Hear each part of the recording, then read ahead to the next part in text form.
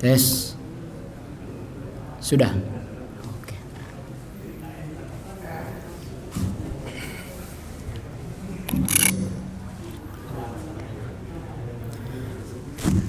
Tes. Oke. A'udzu billahi minasyaitonir rajim. Bismillahirrahmanirrahim. Rabbi shrah li sadri wa yassir li amri wahlul 'uqdatam min lisani yafqahu qawli. Assalamualaikum warahmatullahi wabarakatuh.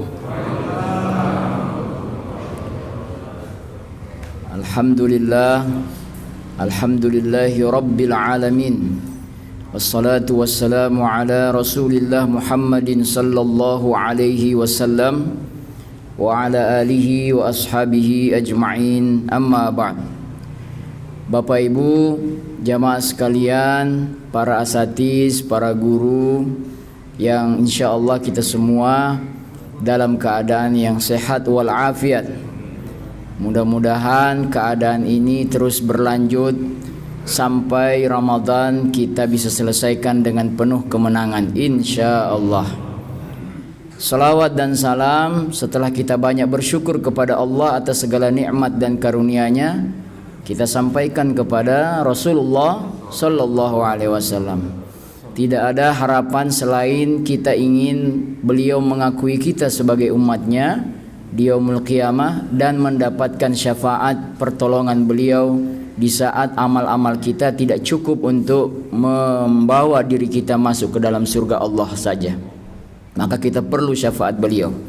Mudah-mudahan kita mendapatkan kemuliaan tersebut. Amin amin ya rabbal alamin.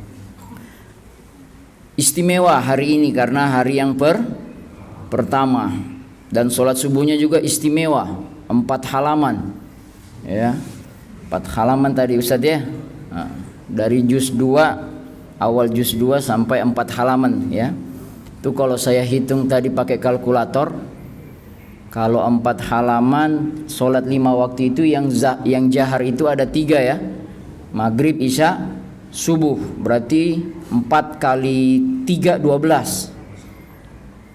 Jumlah halaman di aplikasi Al-Quran saya ini ada 604. Saya cepat bagi aja, 604 dibahagi 12 itu butuh 50 hari, 3. Berarti kurang Ustaz, tambah lagi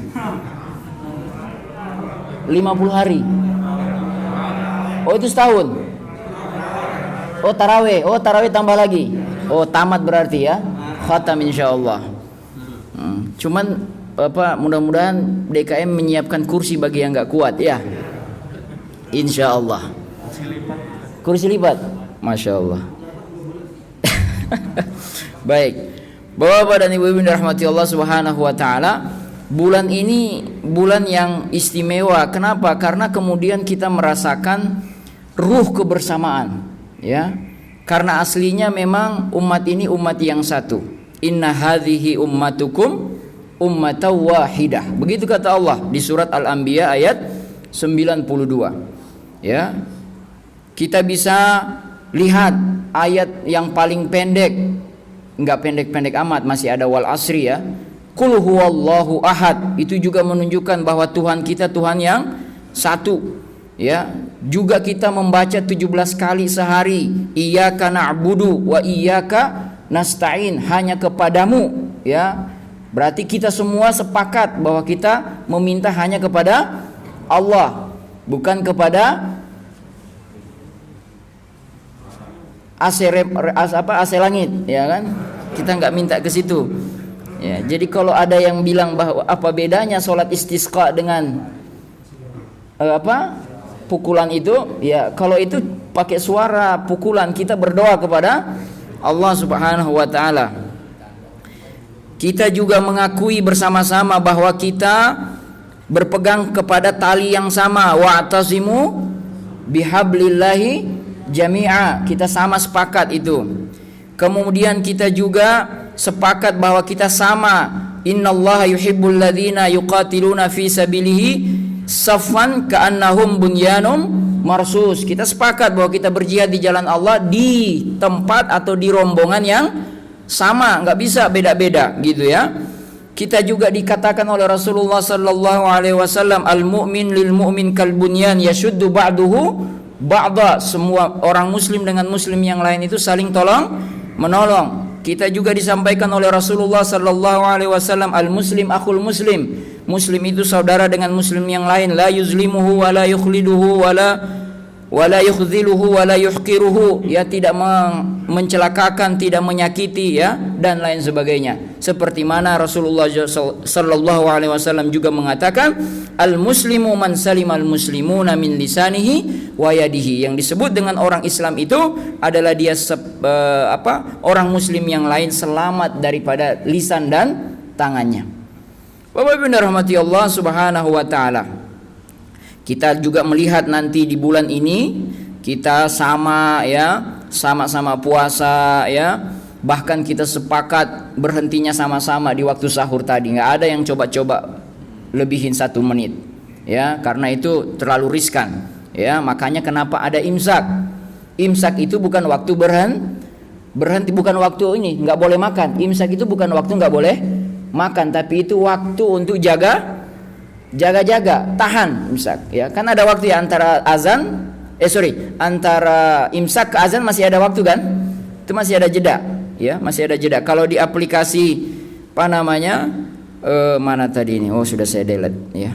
Jadi dia ada jeda, ada waktu azan, ada waktu imsaknya, ada waktu azannya, ada waktu masuk sholat subuhnya. Bapak Ibu rahmati Allah subhanahu wa ta'ala, tarawih kita juga sama, ya. Nah, apa yang bisa kita dapatkan dari poin kesamaan ini kalau kita kaitkan dengan ekonomi? Maka kita diperkenalkan dengan satu istilah yang disebut dengan sharing ekonomi atau ekonomi berbagi, ya. Dulu kita pernah dengar nama-nama besar, misalnya Sony atau Ericsson, lalu bergabung jadi Sony Ericsson, lalu tiba-tiba setelah bergabung hilang, ya kan? Seperti itu. Lalu ada Nokia, siapa yang tidak kenal Nokia? Ada Kodak, ya, Kodak kita dulu sangat terkenal.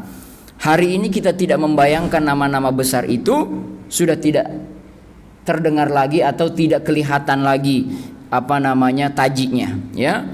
Bukan semata-mata mereka tidak mengikuti perkembangan zaman dan teknologi, ya. Mereka mengikuti, cuman mungkin terlambat, ya. Apa yang terlambatnya? Yaitu perubahan mindset untuk mau berubah. Apa yang berubah? Dulu orang bilang kalau mau jadi besar itu cara satu-satunya katanya dulu harus lewat konglomerasi. Apa itu konglomerasi? Yang saya pahami, konglomerasi itu adalah dia menguasai dari hulu sampai ke hilir. Jadi dia sendirian. Ataupun kalau dia ada rekannya terbatas. Ya, itu konglomerasi, menguasai semua. Tetapi kita lihat hari ini paradigma itu sudah berubah. Apa itu? Bahwa untuk menjadi besar ternyata tidak selalu melulu harus lewat konglomerasi, harus menguasai sendirian, tetapi bisa menjadi besar dengan berbagi. Ya, dengan apa? Berbagi, sharing ekonomi. Maka kita kasih contoh. Misalnya aplikasi penyewaan penginapan. Apa itu? Airbnb, ya, Airbnb, ya. Saya nggak tahu BNB itu apa. Ya, air yang saya tahu yaitu untuk minum, ya kan.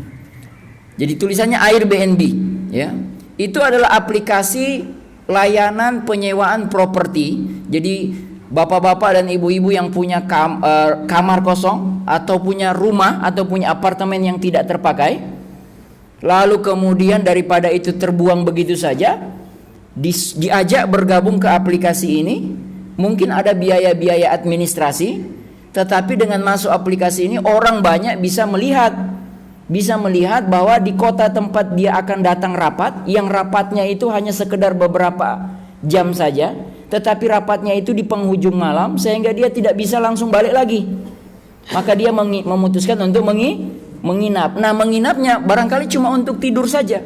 Besok pagi jadwal pesawatnya sudah harus berangkat lagi. Daripada dia sewa hotel yang lebih mahal berkali lipat, maka ada pilihan Airbnb. BNB tadi. Dan memang ternyata saya baca sejarahnya dari situ Pak ya. Sejarahnya ada mahasiswa yang mereka mengalami kesulitan finansial di Inggris apa di Amerika? Di Amerika, yang kemudian mereka itu aslinya tinggal di satu apartemen bersama dan mereka punya masalah finansial, masalah keuangan, dan kemudian mereka bersepakat melihat ada satu kesempatan di mana di kota tempat mereka kuliah itu ada conference internasional yang akan mendatangkan banyak tamu. Dan menurut mereka kebanyakan tamu itu tidak bisa dihandle oleh hotel saat itu. Maka akhirnya mereka idenya muncul, bagaimana kalau kita sewakan tempat kita ini, jadi kita minggir sebentar.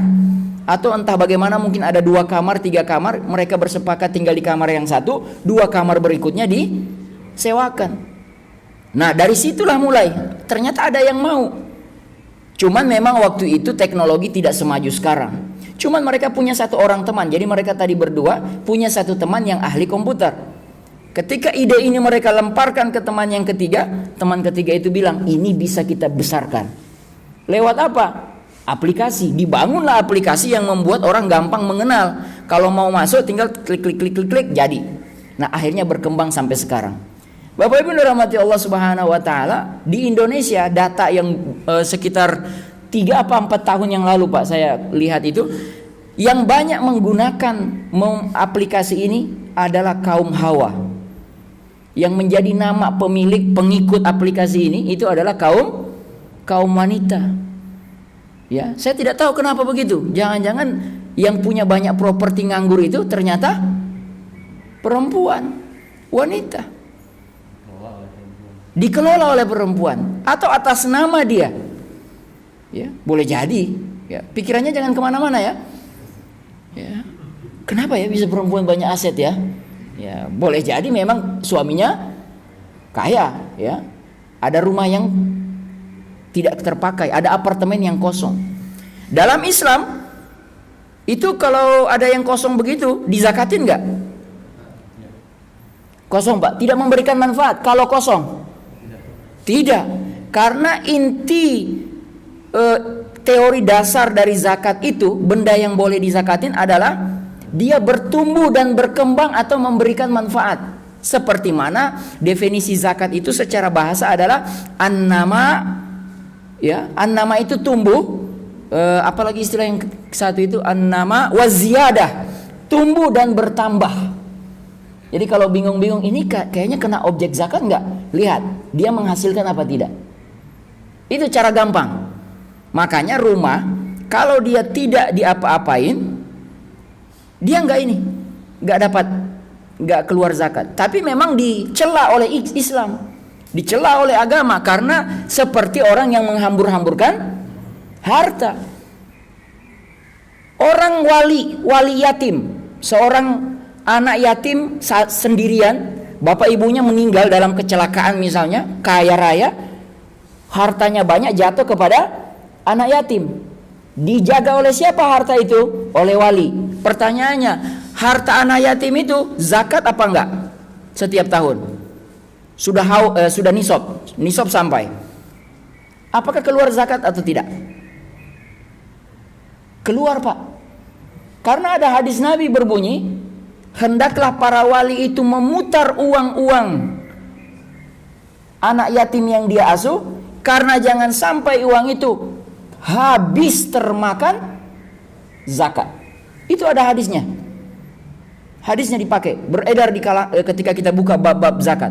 Kata Nabi mengatakan, putar uang itu. Bapak Ibu dirahmati Allah Subhanahu wa taala, emas yang dipakai oleh ibu-ibu dipakai, itu keluar zakatnya apa tidak? Hah? Yang dipakai? Tidak. Yang keluar adalah yang disimpan, ya, yang jadi aset. Ada ibu-ibu cerdas, dia pakai semua. Tapi bukan dia pakai sekaligus. Pak Ustadz, saya punya emas 1 kilo, bagus. Setiap hari saya ganti-ganti. Hari Senin pakai yang ini, hari Selasa saya pakai yang ini, sampai Minggu. Jadi kepake semua Bu. Iya Bu, ya, iya Ustadz. Kalau begitu saya bebas zakat ya Ustadz? Oh nggak bisa Bu, nggak bisa. Para ulama kemudian bikin keputusan, memang kontemporer, memang ijtihadnya kontemporer. Karena kalau dibuka bab-bab yang klasik, kitab-kitab klasik, nggak ketemu wanita zaman dulu yang kayak begini,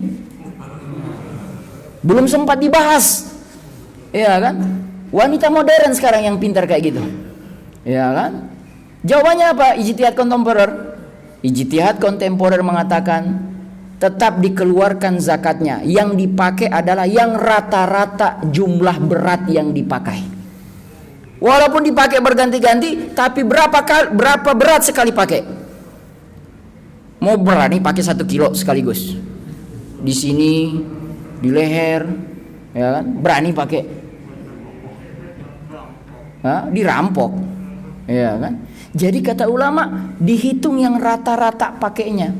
Kira-kira ibu-ibu, mohon saya ingin dapat jawaban Bu. Kira-kira perempuan itu kalau pakai emas berapa rata-rata sekuatnya paling kuat?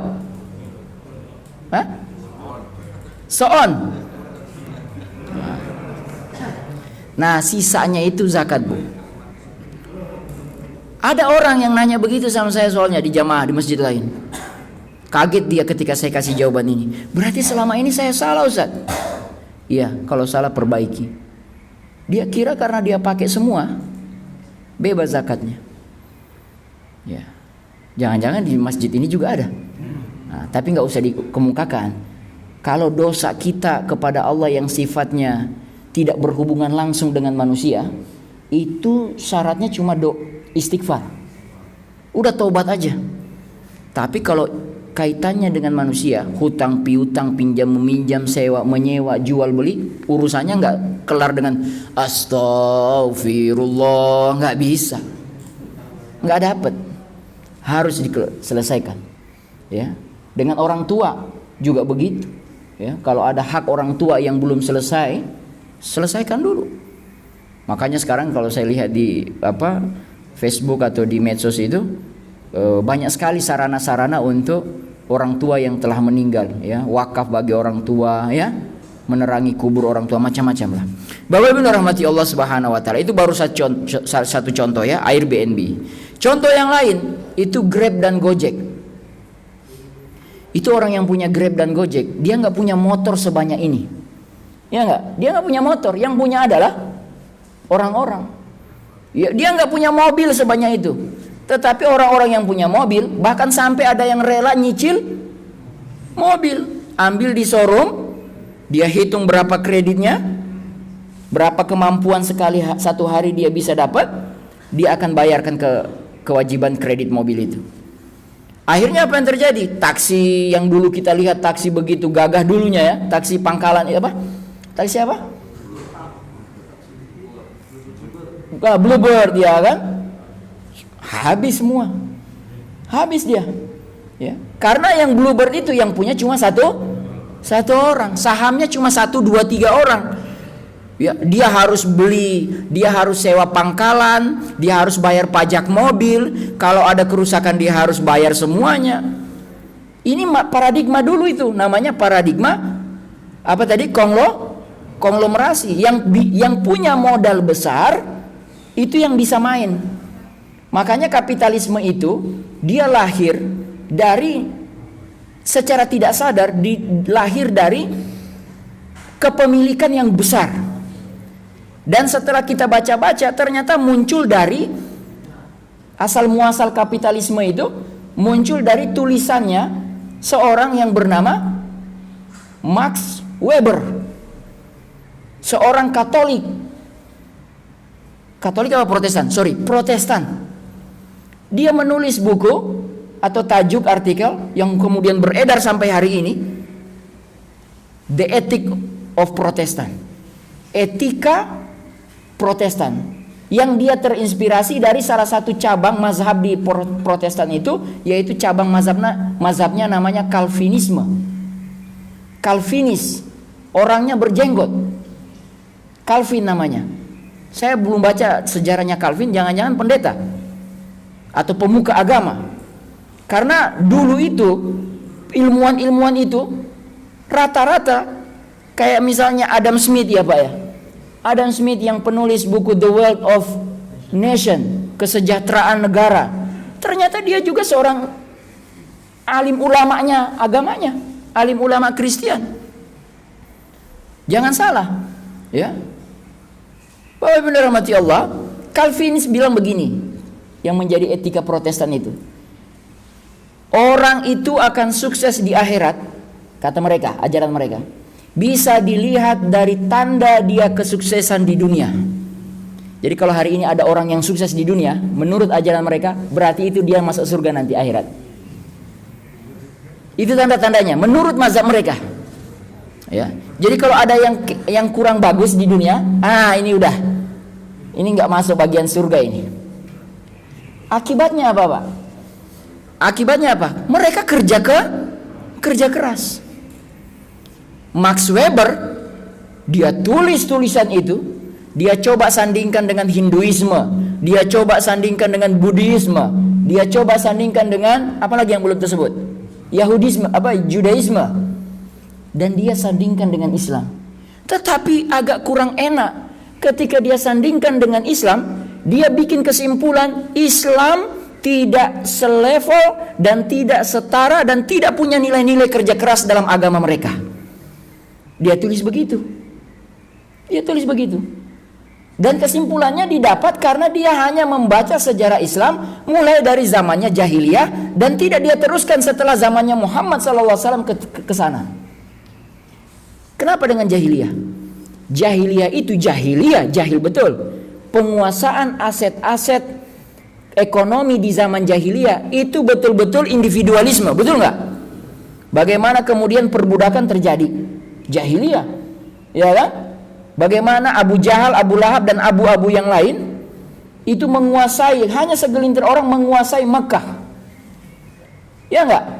Yang menguasai Mekah, seantero Mekah itu kan cuma beberapa orang saja. Mereka suka ngumpul-ngumpul, duduk-duduk di satu tempat. Apa nama tempatnya itu saya lupa. Ya. Itu mereka dulu. Ya, cuma segelintir orang.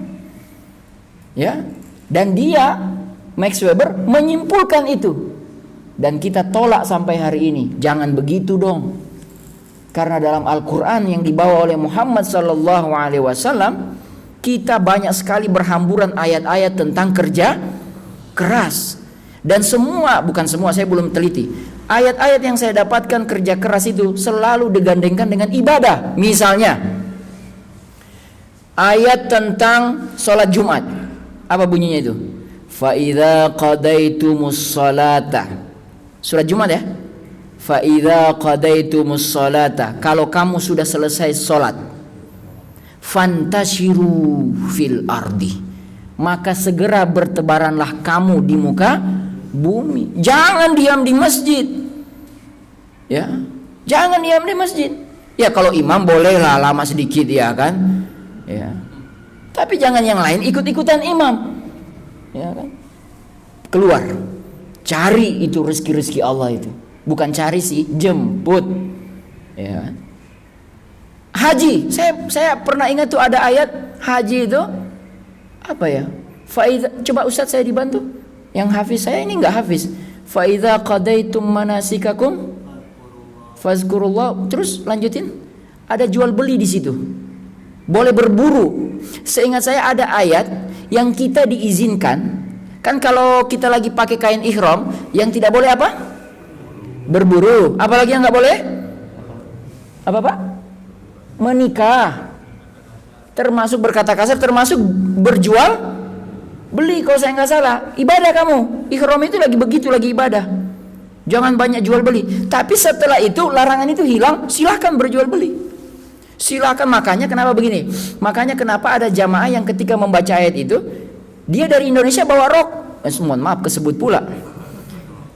Dia bawa dagangan, masukin di koper, ketemu sama bagian imigrasi. Ini Pak mau ngapain? Oh ini untuk saya konsumsi. Kok banyak amat? Nah, teman-teman saya waktu di Mesir, kalau kita itu mahasiswa Mesir pergi haji, kita itu bawa koper besar, tapi isinya bukan sedikit, kosong Pak. Nanti kalau sudah selesai kami haji, koper itu akan berganti dengan kecap, mie goreng, bumbu-bumbu. Karena semua bumbu-bumbu yang di Indonesia itu ada di Jeddah, ada di Saudi. Kenapa kita bawa itu? Karena di Mesir nggak ada. Itu kalau kita jual sama mahasiswa yang lain, habis dalam waktu cepat. Itu kami dulu mahasiswa, ya. Jadi pergi haji, pulang bawa bumbu untuk jualan, gitu. Jadi kembali pokok, bahkan ada yang untung berkali lipat. Bapak-bapak yang dirahmati Allah Subhanahu wa taala, kita kembali lagi bahwa hari ini paradigma konglomerasi itu berubah. Yang sekarang terjadi adalah berbagi. Pertanian, ada aplikasi iGrow namanya, iya Pak, iGrow ya. iGrow itu sebenarnya kayak fintech, finansial teknologi. Dengar ya fintech ya. Fintech itu sebenarnya dia ingin mengambil perannya bank, tetapi tidak perlu ada kantor yang besar, tidak perlu ada pelayanan offline, nggak perlu fisik, nggak perlu. Fintech, finansial teknologi, dia buka aplikasi namanya penyelenggara, ya. Nanti ada orang yang namanya penerbit. Penerbit itu misalnya pengusaha, developer punya tanah. Developer itu syarat utamanya ya harus punya tanah dulu ya Pak.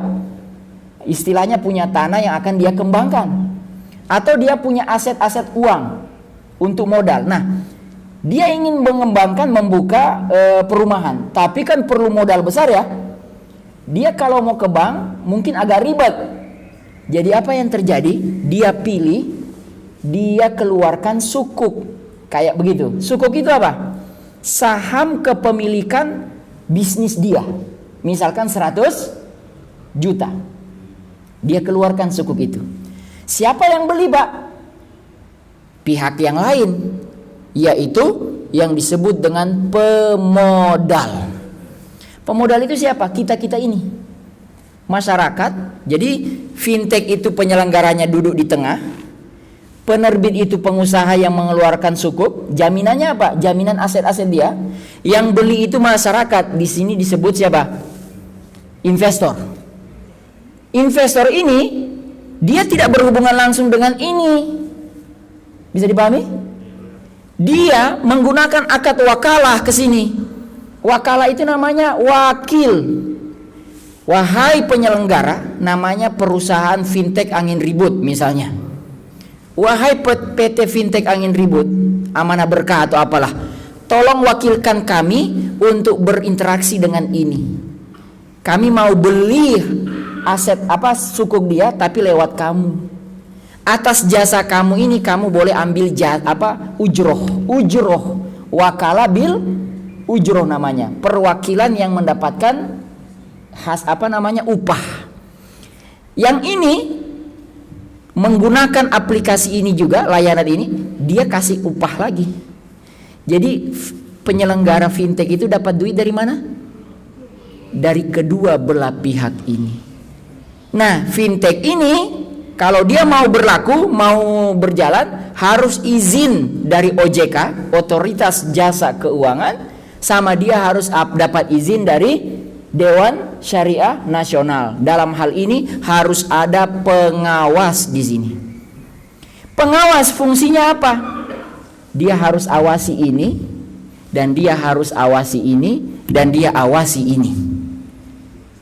Jangan sampai ini sama ini bekerja sama. Rupanya penerbit ini adalah perusahaan, dia bilang mau buka properti, ternyata pemiliknya modalnya dari judi. Ya, modal perusahaannya dari apa? Dari judi, dari minuman keras. Kalau itu sudah begitu, DPS-nya langsung bilang stop, tahan, nggak berkah, nggak boleh. Kira-kira begitu. Nah, dia nggak perlu bank, nggak perlu ke sana, nggak perlu ke sana. Yang penting dia daftar di sini, masyarakat bisa lihat aplikasi fintechnya. Oh, saya mau di sini, saya mau di sini, masukin duit. Nanti tinggal tunggu diatur sama dia balik modal sama keuntungan. Bapak Ibu yang dirahmati oleh Allah Subhanahu wa taala. Ini semua contoh-contoh ini kembali kepada konsep besar Islam, yaitu berbagi. Bulan Ramadan adalah bulan berbagi. Dari mana Ustaz dalilnya? Selain hadis-hadis yang biasa sering kita dengar. Coba Ustaz tak bantu saya. Ali Imran yang bunyinya begini. As-sabirina was-sadiqina wal-qanitin. Ayat berapa itu? As-sabirina was-sadiqina wal-qanitina wal-munfaqina wal-mustaghfirina bil ashar. Hah? Iya, itu ayat berapa? Biar bapak-bapak itu selalu kalau ayat pasti minta nomornya. Nah, dicari. Ya, punten Ustaz ya. Mohon bantuannya. Jadi bapak-bapak, di situ ayat itu ciri orang bertakwa ada 5. As-sabirin, sabar. Was-sadiqin, jujur. Was-sabirina was-sadiqin wal qanitin, taat. Wal munfiqin, berbagi. Dan yang terakhir adalah wal mustaghfirina bil ashar. Dia beristighfar di waktu sahur. Kenapa jadi menarik ayat ini? Karena sekarang kita bulan puasa. Tadi kita sahur. Waktu sahur tadi bangun makan atau bangun zikir? Makan dan zikir. Ya kan? Anak-anak saya bangun, sholat 2 rakaat, ngaji, target ngaji. Habis ngaji baru boleh makan. Habis makan biasa anak-anak nonton HP. Saya kasih 10 menit. Habis itu baru dia ke masjid. Ya ini harus transaksi hari ini. Ya kita dengan anak-anak harus transaksi Pak. Sudah zamannya mereka juga. Ya nggak dikasih. Tidur bangun susah kalau dibangunkan. Tapi kalau kita bisiki, mau nonton nggak? Bangun dia. Bangun dia. Ya, tapi kita batasi. Ya kita selipi dengan tanggung jawab tugas-tugas bagi dia. Ayo bangun sahur, sholat 2 rakaat. Walaupun bacaannya nggak betul dia, tapi yang penting dia sholat. Naik turun dia 2 rakaat. Yang 5 tahun itu nggak apa-apa. Habis itu dia ngaji. Yang 1 Iqra, yang 1 Quran besar, yang 2 Quran besar. Sudah selesai. Habis itu silakan dia main game. Sampai bunyi azan silakan ke masjid. Gitu aja. Bapaknya nggak ke masjid situ, saya ke sini. Bapak-bapak yang dirahmati oleh Allah Subhanahu wa taala. Di dalam ekonomi Islam, bagi hasil itu menjadi ciri khas. Makanya kita kritik juga ini, kita protes juga Pak ya, bahwa konsep-konsep bagi hasil itu dalam perbankan kita itu belum menempati porsi yang paling besar. Bapak-bapak, yang paling besar akad di keuangan lembaga keuangan syariah, akad apa? Bukan pinjam Pak, nggak boleh pinjam karena nggak mendatangkan keuntungan. Kalau ada lembaga keuangan yang dia besarkan adalah pinjam, tunggu waktu aja dia tutup. Karena kan dia lembaga keuangan. Lembaga keuangan itu lembaga bisnis. Dari awal ketika kita mau mengkaji fikih muamalah, masukkan dalam alam bawah sadar kita ada 2 akad besar. Ada akad sosial, ada akad bisnis. Kalau mau cari untung jangan pernah pakai akad sosial. Jangan pernah pakai akad sosial. Akad sosial itu apa? Pinjam. Pinjam meminjam itu akad sosial, Pak. Nggak boleh ambil untung di situ. Tapi kalau mau cari margin, pakai akad bisnis. Sudah jelas itu dari awalnya. Ya. Bapak dirahmati Allah, yang paling besar akad dipakai sampai hari ini datanya itu adalah murabahah. Makanya ada sedikit celetukan BSM ya. BSM itu apa kepanjangannya, Pak? BMI, Bank Murabahah Indonesia, atau BSM, Bank Syariah Murabahah. Ya. Kenapa begitu diplesetin? Ya karena yang paling besar porsinya murabahah. Bapak-bapak nanya, Ustadz apa memang masalahnya dengan murabahah? Murabahah itu jual beli barang atau jual beli objek benda yang keuntungannya sudah bisa dipastikan dari awal. Tapi kalau pakai akad bagi hasil, keuntungan belum bisa diprediksi. Makanya pembagian dalam konsep Islam itu bagi hasil tidak boleh nominal. Tidak boleh pasti. Misalnya ada orang nawarin ke Bapak tiba-tiba, Pak datang ke saya, gabung ke saya, kami punya bisnis yang setiap waktu Bapak setiap bulan akan kami bagi 1 juta. Kalau sudah dia sebut angka nominal 1 juta, 200.000, 500.000, langsung tolak Pak. Karena jelas itu tidak sesuai dengan logika bisnis Islam. Riba pasti itu. Karena dia berani memastikan keuntungan didapat dari awal. Betul nggak? Sementara yang namanya bisnis emang bisa diprediksi dari awal? Bisa, tapi dipastikan nggak bisa. Bapak Ibu yang dirahmati Allah Subhanahu wa taala, bisa dipahami nih ya. Makanya bagi hasil itu pakai persen, 60 40 70 30, 50 50. Tidak pernah sebut nominal. Bapak Ibu yang dirahmati Allah Subhanahu wa taala. Ada satu akad. Nabi kita itu cerdas luar biasa dan sangat Indonesia. Nabi kita itu sangat paham betul orang Indonesia. Kalau nggak percaya saya kasih ini akadnya ini. Ya, kalau nggak percaya Nabi itu sudah kenal kita dari 14 abad yang lalu. Bahkan dia kenal petani-petani Indonesia dari 14 abad yang lalu. Dia tahu petani kita itu kurang modal. Mau kerja nggak ada modal. Maka Nabi bilang begini 14 abad yang lalu. Boleh kalian pakai akad salam. Apa itu akad salam wahai Rasul? Akad salam itu adalah kalian beli hasil petani sementara hasil itu belum ada. Jadi beli di awal barangnya nggak ada. Wahai Rasul, bukankah engkau mengajarkan kepada kami rukun jual beli itu? Atau hadis engkau mengatakan la tabi', ya jangan engkau jual beli barang yang tidak ada. Bukankah engkau bilang begitu kemarin wahai Rasul? Rasul bilang, ini dispensasi. Ini dispensasi. Bagi siapa wahai Rasul? Bagi umatku ada di Indonesia tahun 2000 sekian. Mereka ada petani banyak di sana, mau kerja nggak punya modal. Kamu beli dulu dari mereka tapi barangnya belum ada. Nanti setelah mereka panen baru mereka kembalikan hasil. Baru mereka berikan hasil panen yang kamu beli itu. Subhanallah.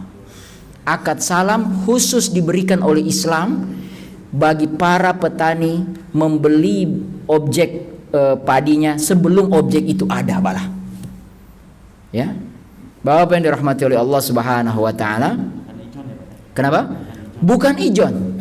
Ijon itu hampir mirip dengan akad salam. Bedanya di mana? Itu selalu kita cari tahu mana bedanya ijon dengan salam, lalu bedanya di mana? Bedanya di mana, Pak? Ya kalau memang akad jelas akad bedanya. Cuman di mana cirinya? Ijon itu kalau dia datang ke petani, ini satu kebun berapa ya hasilnya? Mulai mereka transaksi di situ, ngira-ngira, tapi biasanya selalu menguntungkan yang beli itu. Oh, karena dia terpaksa petani, dia butuh untuk anak sekolah, butuh istrinya sakit atau anaknya sakit, ya sudah Pak, silakan beli. Jadi sudah diperkirakan. Ketika panen tiba, ternyata hasil panennya lebih besar dari apa yang diperkirakan. Diambil semua nggak sama ijon? Diambil semua. Kalau salam nggak bisa diambil semua. Yang diambil adalah yang disepakati saja. Hebat nggak? Hebat. Pertanyaannya, kenapa orang lembaga keuangan nggak mau kepada konsep-konsep bagi hasil salam itu? Kenapa? Kenapa murabahah lagi? Itu kan jadi nanya kan? Kan faktanya tadi masih didominasi oleh murabahah. Karena tadi sudah saya bocorkan kuncinya, kata kuncinya. Murabahah itu akad jual beli yang sudah bisa dipastikan keuntungannya dari awal, resikonya rendah. Jadi lembaga keuangan kita walaupun berbentuk syariah, dia tetap memilih resiko yang rendah. Kenapa begitu? Karena mindset nasabah kita juga masih rendah. Ini apa hubungannya? Saya jelaskan coba sedikit, mudah-mudahan paham. Itu bank, uang yang ada di dalam sana, itu modal dia sendirian atau banyak uang masyarakat? Uang masyarakat. Uang masyarakat itu harus dia jaga nggak?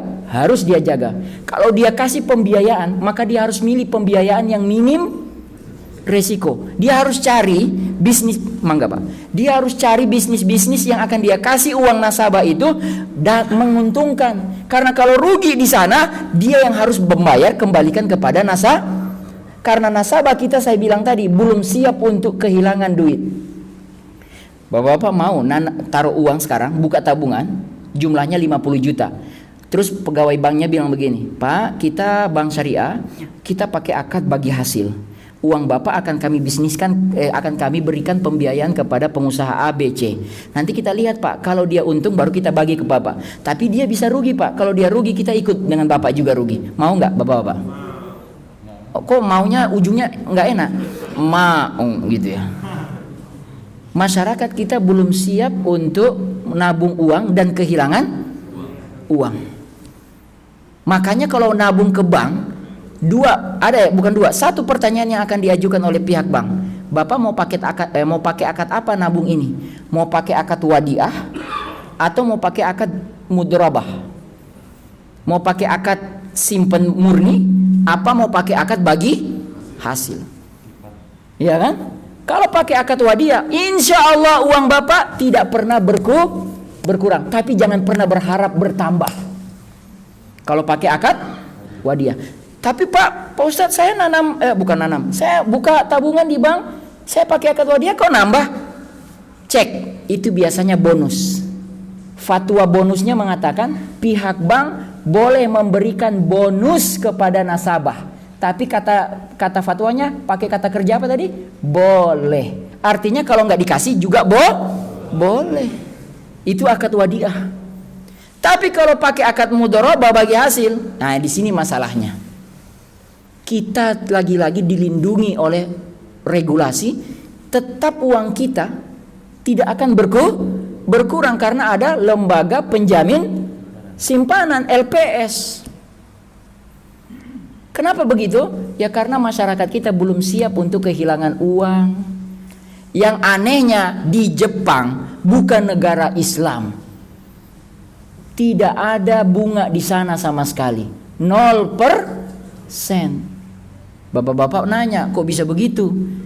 Karena sistem perbankan mereka di sana, industri perbankan mereka di sana sudah kuat sekuat industri bisnis mereka yang sudah menggurita di dunia. Malah di sana dicari-cari orang yang mau datang untuk mendapatkan pembiayaan. Ini duit, ayo kerja, ayo cari inovasi. Ini duit banyak, mau apa? Ya. Mereka bank di sana nggak butuh lagi apa? Nggak butuh lagi bunga daripada peminjam. Ya. Bapak yang dirahmati oleh Allah Subhanahu wa taala. Nah, masih ada lagi nih dalam Islam konsep berbagi ini. Dalam bagian misalnya asuransi.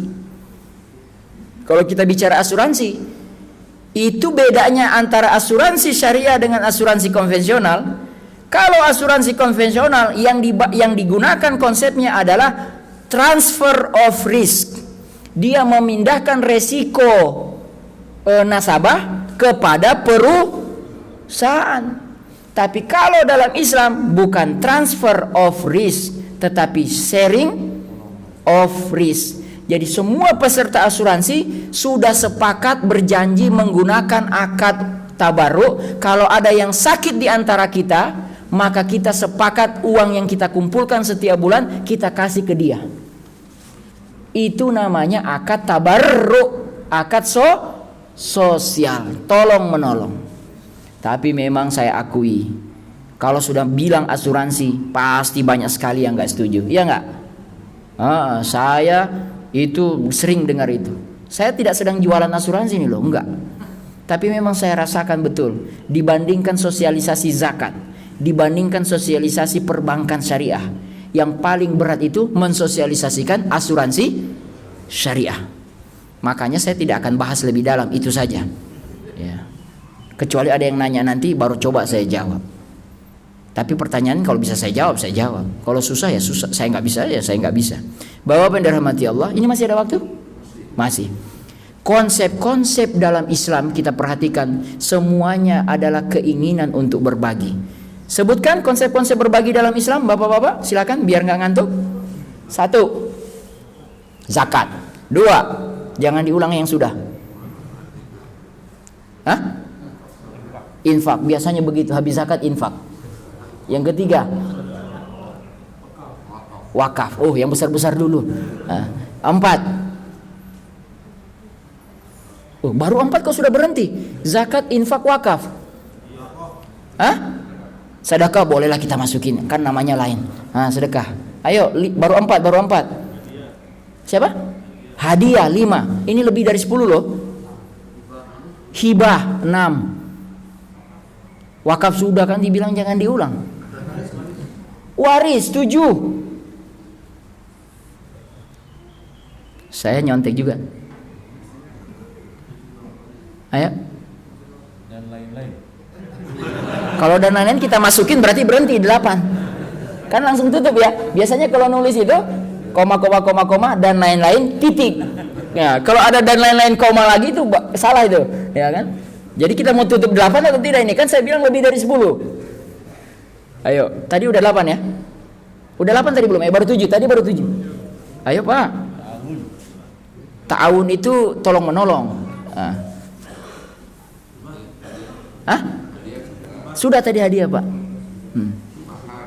Apa? Sorry? Mahar 8. Mahar Pak. Kawin itu. Loh, kawin itu distribusi ekonomi. Iya enggak? Betul enggak? Iya.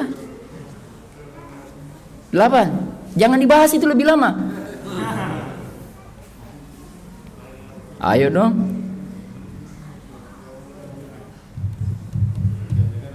Apa Pak? Kafarat.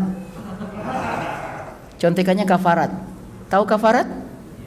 Ada berapa model kafarat kalau kita melanggar puasa di siang hari? Ada berapa? Tiga kafarat ya.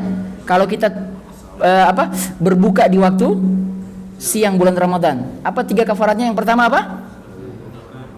Ngasih makan. Yang kedua? Membebaskan budak. Yang ketiga? Puasa 2 bulan berturut. Ini kalau 3 kafarat ini, kalau dia orang kaya gampang. Kalau dia orang kaya gampang. Dia tinggal nggak puasa saja. Betul Pak? Dia nggak puasa. Apa tadi kafaratnya yang pertama paling pertama? Ini urutan loh. Ayatnya kan begitu ya. Urutan pertama apa tadi? Ngasih makan. Banyak duit dia. Bebasin budak, dia bisa. Distribusi ekonomi. Makanya dulu ada beberapa ulama sempat tidak mau, berijtihad. Jangan begitu, diputer. Kalau tidak diputer, dia akan melanggar terus. Raja-raja dulu, dia kan punya banyak kekayaan uang. Dia nggak akan puasa. Tiap hari dia hubungan aja dengan istrinya. Tinggal dia pilih mau bayar yang mana. Ya kan? Tapi makanya ulama waktu itu ada yang saya nggak tahu di zaman siapa, dia bilang kita tuker, yang kita utamakan adalah puasa 2 bulan. Berhenti dia, langsung berhenti itu raja-raja itu. Iya, Islam itu begitu dia. Ya. Nah, baru berapa tadi? 9. Apalagi? Hah? Wakalah bil ujroh, sewa menyewa atau upah ya. Upah Pak. Jadi Bapak kalau ada pekerjaan yang Bapak bisa kerjakan, tapi sebenarnya Bapak bisa limpahkan kepada orang lain, lebih baik kasih orang, kasih dia kerja. Ya, betulin genteng. Bapak bisa. Cuman Bapak kan lebih baik pakai waktu itu untuk ngaji. Misalnya begitu. Panggil itu yang lagi nggak ada pekerjaan. Sini Pak. Bisa nggak betulin genteng saya? Oh bisa Pak. Selesai dia kerja, mohon kasih. Apa lagi? Apa? Oh iya, uang titip. Just tip, bagus Pak, itu kontemporer. Iya, kita bisa pergi beli, bisa. Tapi ada kawan kita yang kebetulan lagi di tempat pameran buku misalnya. Dia bilang, mau nggak saya belikan? Boleh, jasa titip. Kasih dia keuntungan Pak. Ya, subhanallah. Sudah berapa tadi? 11. Ada masih banyak. Jual beli Pak. 12. Jual beli. Bapak bisa masak itu makanan itu. Tapi kebetulan yang lewat di depan rumah kita itu belum laku-laku. Iya enggak Pak? Dia kalau dikasih nolak, betul nggak? Saya bukan minta-minta katanya. Sudah, sini. Apa yang dia jual? Apa yang Bapak jual? Kerupuk. Kerupuk Pak, beli semuanya. Anak protes, Pak emang mau dimakan semua kerupuk ini? Bukan. Kita beli untuk dia cepat pulang ke rumahnya biar dia bisa ngaji. Biar dia bisa tilawah menjelang berbuka dan dia bisa kasih berbuka untuk anak istrinya. Ini kerupuk kita bawa ke masjid sini biar nanti dibagi-bagi. Subhanallah. Ya, jadi bapak-bapak yang dirahmati Allah Subhanahu wa taala, apalagi? Gadai. Ya. Cuman masalahnya jangan sampai gadai riba berkedok gadai. Kan sudah pernah kita bahas di sini ya waktu itu. Gadai. Ya. Masih ada lagi tambahan? Selesai kan? Apa? Voucher. Bagus tuh voucher. Ya, kasih voucher orang. Itu hadiah, hibah dan lain sebagainya. Bapak yang dirahmati Allah, sampai dalam hal-hal kewajiban pun Islam itu tetap menyuruh agar ada nilai-nilai berbagi. Rasulullah Shallallahu Alaihi Wasallam suatu ketika pernah meminjam onta kepada orang Badui.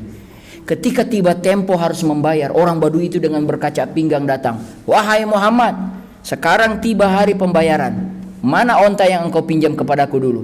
Kata Rasulullah, mohon maaf, saya belum punya onta yang sama persis seperti engkau. Saya nggak mau tahu, bayar. Rasulullah panggil Bilal. Bilal sini. Ya wahai Rasul. Ke rumah, ambil onta yang di sana, bawa ke sini bayar untuk orang ini. Datang, pergi Bilal ke rumah, tarik onta itu ke sini. Ternyata onta itu onta mahal, kualitasnya lebih berkali lipat dari yang dipinjam oleh Rasul dari Badui itu. Kata Rasulullah SAW, kasih ke dia. Wahai Rasul, ini nilainya lebih tinggi. Lahirlah hadis Nabi, beliau katakan, sebaik-baik kalian adalah ketika dia membayar hutangnya, dia membayar dengan yang jauh lebih baik. Ustadz, itu kan riba. Ini hadis Nabi loh. Tidak ada perjanjian di awal. Berarti Nabi itu mendorong kita dalam membayar hutang kita, tambahin. Tidak mewajibkan, tapi mensunahkan. Tambahin sebagai bentuk apa? Rasa terima kasih. Cuman sekarang orang pinter lagi. Dia deketin, Pak, pinjamin uang dong. Berapa? 10 juta. Nah, dia waktu disebut 10 juta langsung ke atas kepalanya. Aduh. Dia pegang, tenang Pak, insya Allah saya bayarkan 10 juta juga supaya tidak riba. Tapi nggak usah khawatir, insya Allah setelah itu akan saya ajak jalan-jalan. Oh, mau jalan-jalan kemana? Ke Mandalika. Oh ini uang 10 juta, jadi riba itu.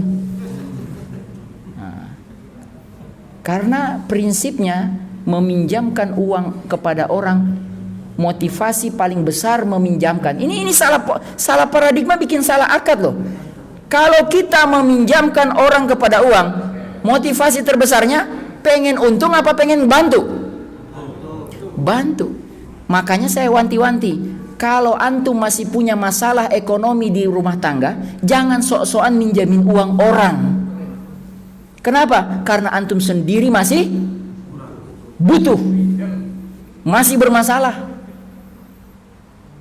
Kenapa? Karena kalau antum misalnya pinjamin uang kepada orang, lalu berubah cara pandang, saya khawatir setan belokin pikiran menolong itu menjadi pikiran untuk bisa dapat keuntungan. Karena sesungguhnya orang yang meminjamkan uang kepada orang lain adalah orang-orang yang finansialnya sudah selesai. Makanya kita butuh umat ini butuh kepada orang-orang kaya yang siap sedia dipinjemin uangnya kapan saja. Seperti mana Imam Abu Hanifah. Imam Abu Hanifah kita kenal sebagai imam mazhab, padahal dia orang kaya raya. Karena dari dulu dia bisnismen, dia berubah jalan hidupnya, berubah menjadi imam di usia 40 tahun Pak. Sebelum 40 tahun kerjanya toko, jualan terus, bisnis terus Pak. Setelah 40 tahun dia bilang, saya sudah capek dengan beginian. Tapi ketika dia belok arah hidupnya, uangnya udah banyak. Kerjanya apa? Orang yang mau minjam kasih, orang yang mau minjam kasih. Karena saking banyaknya orang yang dipinjamkan Imam Abu Hanifah. Imam Abu Hanifah itu kalau ada kehilangan kambing di kota itu, nggak mau dia makan kalau ada undangan, kambing hilang nggak ditemukan, terus ada undangan makanan kenduri, dia tidak mau hadir di kenduri itu. Kenapa? Dia takut kambing itu adalah kambing yang hilang itu. Beliau lagi jalan bersama murid-muridnya, jalan. Tiba-tiba hujan lebat turun. Murid-muridnya langsung cari rumah orang untuk berteduh. Imam Abu Hanifah tegak berdiri di tanah itu, basah kuyup. Murid-muridnya bilang, Imam sini. Kata Imam Abu Hanifah, tidak. Lo kenapa? Aku khawatir rumah yang kita akan berteduh itu adalah rumah orang yang minjam uang kepada saya, berarti saya berteduh di situ, itu riba, kata dia. Takut dia. Ya. Begitu ya. Bapak yang dirahmati oleh Allah Subhanahu wa taala. Masih ada waktu kah? Oh, mau bertanya, Pak? Silakan, Pak. Ya, boleh. Waalaikumsalam warahmatullahi wabarakatuh. Terkait kooperasi, Ustaz. Iya. Kelihatannya mereka lebih cepat ya. Hmm. Jadi mereka istilahnya seolah-olah itu kolaborasi, seolah-olah itu bicara UMKM, tapi sebenarnya kooperasi. Tetap konglomerasi rupanya. Contohnya seperti Alfamart. Alfamart. Itu nggak mereka yang menguasai sebenarnya. Tapi seolah modelnya model UMKM. Terus kemudian kayak sekarang bisnis online. Itu ternyata mereka kolaborasi juga. Yang punya Traveloka siapa, yang punya hotel siapa, yang punya JNE siapa, delivery siapa. Iya. Juga. Jadi sebetulnya seolah-olah ada kolaborasi, seolah sama, tapi di antara mereka juga. Itu sebenarnya kita pun kalah set sebetulnya. Kalah setting. Berarti kita harus mandiri, betul ya? Iya. Seperti yang terjadi hari ini. Ketika minyak goreng itu naik, kita beli sama mereka ya. Coba bertahan 1 minggu nggak beli. Ya nggak? Coba bertahan, berani nggak? Atau dikukus saja sehat? Atau goreng pakai air? Saya nggak sebut nama ya. Artinya dikukus bisa kan, Pak, sehat ya? Iya. Saya pernah ingat ada satu orang pejabat di negeri ini pernah kasih ceramah umum loh, Pak. Saya nggak usah sebut ya, biar namanya biar aman ya. Beliau bilang, kalau harga cabai itu naik, Pak Mulis ya, kalau harga cabai itu naik, yang diuntungkan kalau harga cabai naik siapa? Petani loh harusnya. Karena artinya dia bisa menjual lebih mahal. Kan gitu. Jadi kalau harga cabai naik, jangan kita bilang segera turunkan harga, karena nanti petani menjerit. Atau misalkan tidak turunkan harga, tapi ketika harga cabai lagi bagus, lagi naik, petani lagi senang-senang, tiba-tiba dimasukkan cabai dari luar, turun lagi itu harga cabai, petani memble lagi dia. Jadi kata pejabat itu, dia bilang begini, kalau cabai itu naik, semangatlah antum untuk membeli cabai itu di petani dengan langsung, nggak usah bilang, itu dia, nggak usah bilang, aduh mahal lagi, beli aja Pak, beli biar dia senang. Tapi antum juga, tapi uang saya habis dong. Ya sudah, antum ukur diri, jangan makan cabai berlebihan. Gitu. Misalnya kayak daging, Pak. Mohon maaf, apa data saya salah, mohon dibantu. Yang paling banyak mengkonsumsi daging di Indonesia itu rakyat kecil atau rakyat besar? Konsumen daging. Yang sampai harus diimpor dari luar itu yang membutuhkan industri kecil apa industri besar, Pak? Itu stick itu dari industri besar. Datanya itu industri besar. Ya. Jadi saya ingin bilang bahwa ada masa-masa di mana kita harus berani mengatakan tidak, atau ada saat-saat di mana kita harus bilang, ya saya harus berhenti mengkonsumsi barang Anda. Berani nggak kita? Begitu ya. Kalau kita mau memaknai Ramadan sebagai bulan persatuan. Kita ini sudah bersatu loh. Ya, tarawih sama-sama, sahur sama-sama waktunya, nanti buka sama-sama juga. Tapi bagaimana nilai itu kita geser kepada ekonomi? Itu yang saya ingin sampaikan sebenarnya dari awal pada hari ini. Ya, wallahu alam bisawab. Itu bunyi tanda selesai semuanya atau buka tanya jawab? Pak Ketua. Paling 1 atau 2 pertanyaan. Monggo, ada kesempatan. Silakan. Oh, habis. Ya, baik. Cukup ya? Baik, Bapak Ibu yang dirahmati oleh Allah Subhanahu wa taala. Mudah-mudahan ini bermanfaat bagi kita semua. Saya mohon dimaafkan jika dalam penyampaian ini ada yang tidak berkenan atau kurang berkenan. itu murni kesalahan saya dan mohon saya dimaafkan. Karena kalau Bapak tidak maafkan saya, yang rugi Bapak sendiri. Kenapa?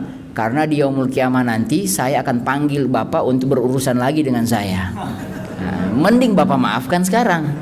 Iya kan? Urusannya berarti tinggal saya dengan Allah. Itu dia ya.